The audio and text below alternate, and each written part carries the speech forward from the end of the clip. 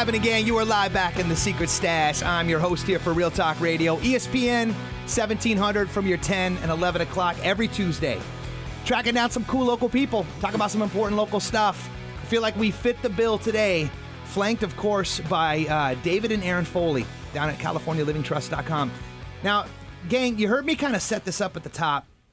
If you can kind of think about this concept, like there's almost like there's a before and there's an after, right? I hate to be morbid about it, but it's the truth. We're talking about money. And I know that in my game, you know, in helping folks get into and out of homes, I unfortunately too often see where this doesn't get properly planned for, and then the fallout that has respectively on the families that they're left, where they thought that they were going to get this much, and then at the end of it, there's only this much. It's about as much fun as death at a birthday party, okay? So let's get clear about how we can fix that, shall we? Now, with you guys, I mean, we're talking about maybe like the concept of living trusts and the misconceptions that might be going along with them, right? So, like, I know for me at one time, I always had this belief that living trusts were only something that were for the wealthy people. Why is that misconception? Well, because that's true. 50 years ago or so, only the wealthy had trusts. They were very complicated, and they were very expensive.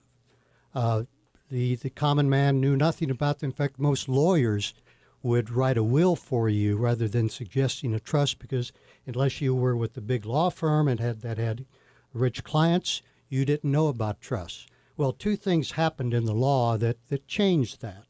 One was that through statutes passed in California, trust became much simpler. The wealthy trust always involved a bank that was somehow involved with handling your assets, having control of your assets, and nobody wanted that. And there might have been like a threshold for those people, right? Oh, then? yes, right. Certainly, yeah. And then something else happened. People are surprised to learn that 50 years ago, lawyers could not advertise. It was against the law. Two young attorneys in Arizona challenged their law.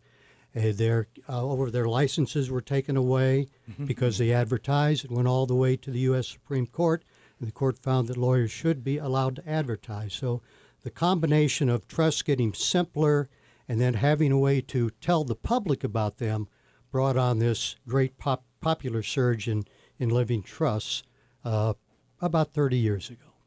That makes sense, actually. The element you brought in about the banks, I think, was probably like that opened up the law of ubiquity to it, right? Because then you dropped down the threshold and made it available to more people, right? Sure, that's right. To get an appointment with the guy, you probably had a portfolio of a certain amount. Absolutely. You know? Yeah, I'm glad to hear that. As a reminder, the goal is to stay out of probate right. in California. Probate is a 4-letter word, takes a long time, it's very expensive.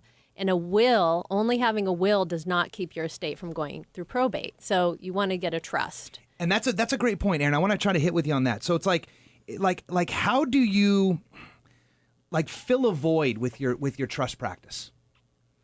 Well, we try and make it simple so that people aren't intimidated by a trust and think, oh, these are just for wealthy people from, the Rockefellers on the East Coast, on the East Coast.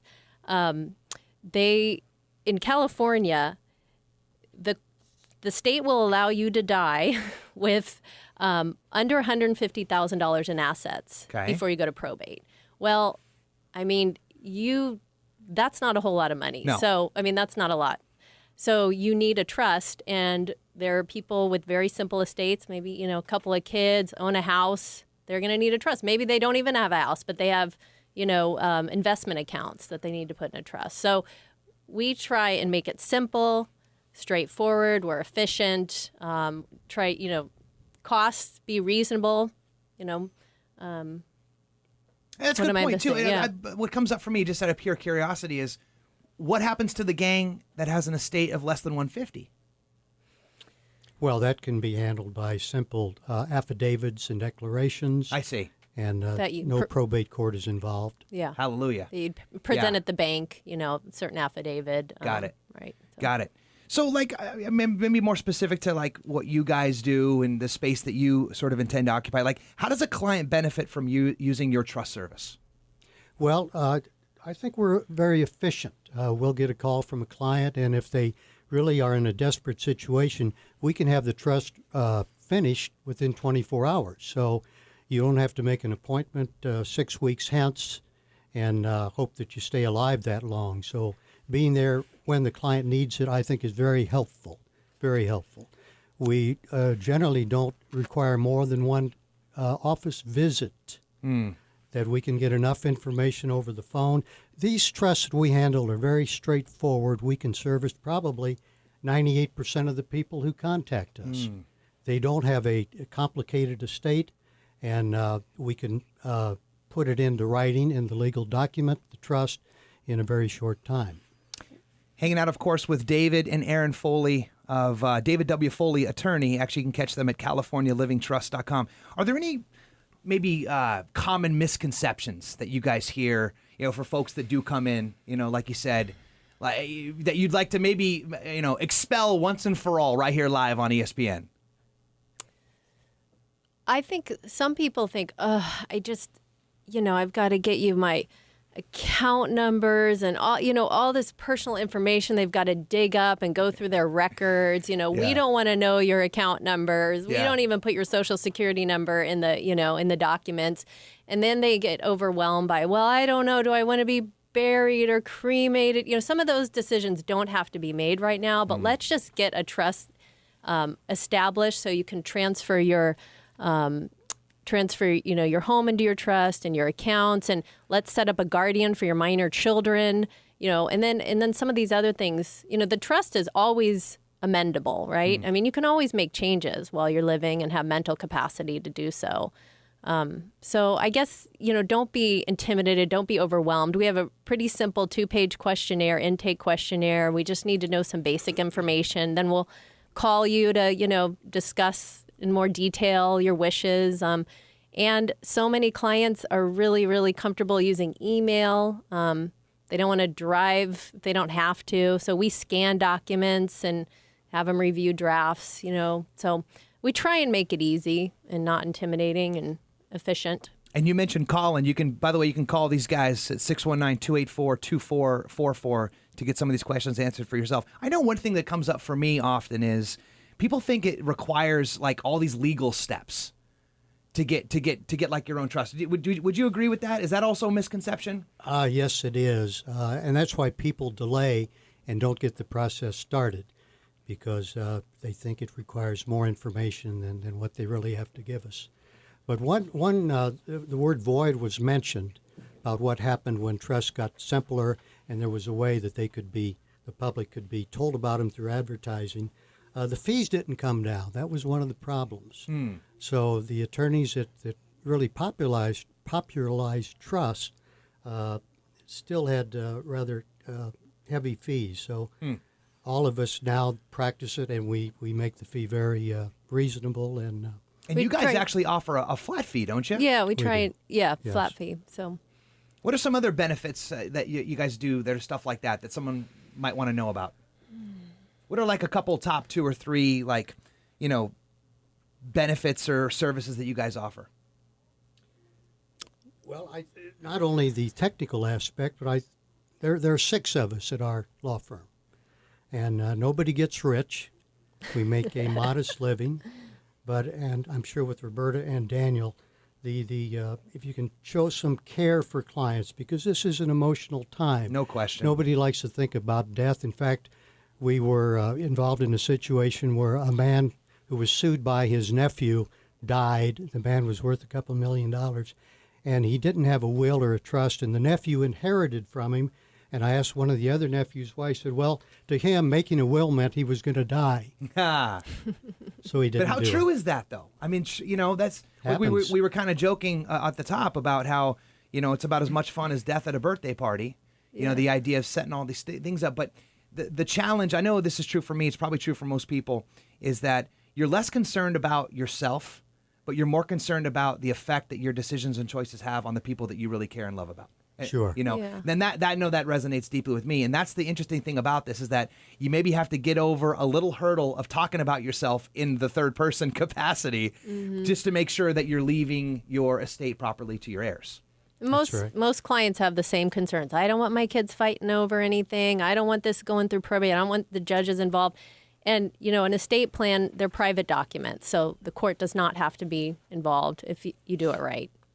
What makes you guys different? Like, how do you stand out from everybody else who is raising their hand inside this conversation?